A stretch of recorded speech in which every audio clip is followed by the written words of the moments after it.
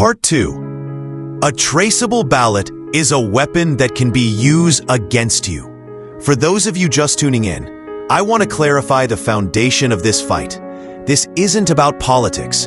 It is about our fundamental rights as Bahamians and a social issue. 22 years ago, I stood before the Supreme Court of the Bahamas in a constitutional challenge.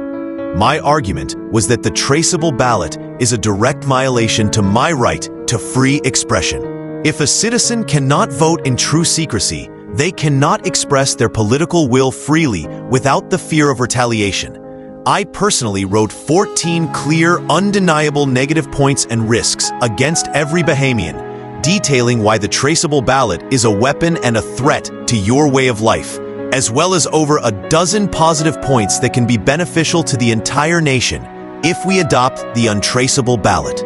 These points were not just talk. They were submitted by my legal team and entered into the Supreme Court record as documented evidence in my argument. After hearing these arguments and reviewing all the evidence, Chief Justice Sir Burton Hall ruled in our favor. He saw that the system we have is broken, a danger to the people, and a stagnation to growth in our democracy. Part 3 is already in the works and will be coming soon. Here are the final 7 points I wrote for that historic argument. 8. The traceable ballot can also deprive the country of the use of some of our brightest minds. Those who are highly educated and qualified will prefer to remain abroad than become a part of a system that is not based on productivity, qualifications, and skills advancements, no matter you or your family political choices.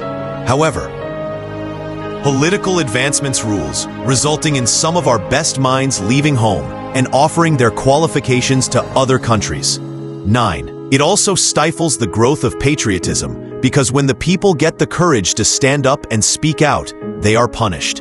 When others see this, they are discouraged from doing the same, resulting in the weakening our democracy, leaving the people with no voice, intimidating others from speaking out.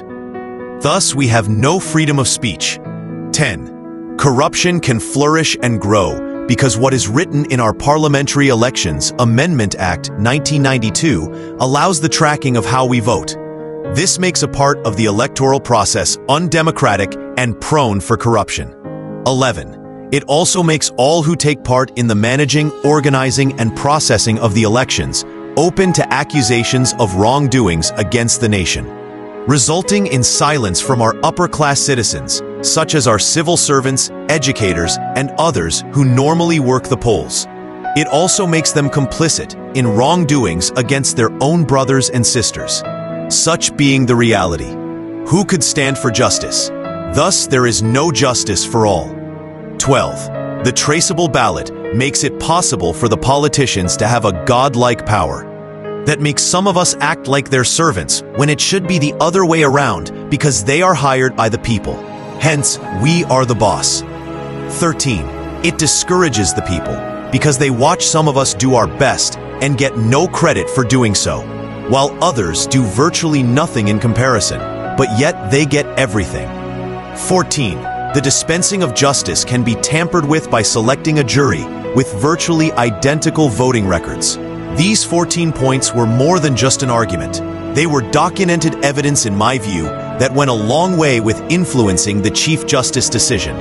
But even though we won the legal battle 22 years ago, the system hasn't changed because the victory was snatched from our hands in what I call one of the most anti-democracy, corruption-enabling, and throw the Bahamian people under the bus judgment that ever came out of our Court of Appeal. That weapon, the traceable ballot, is still hanging over our head today. Think about this.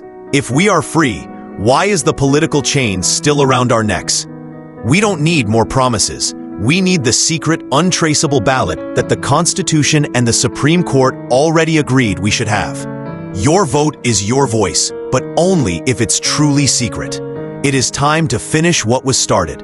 We need to demand the untraceable ballot now. It is one of the first steps we must take towards a better, new, and changed Bahamas.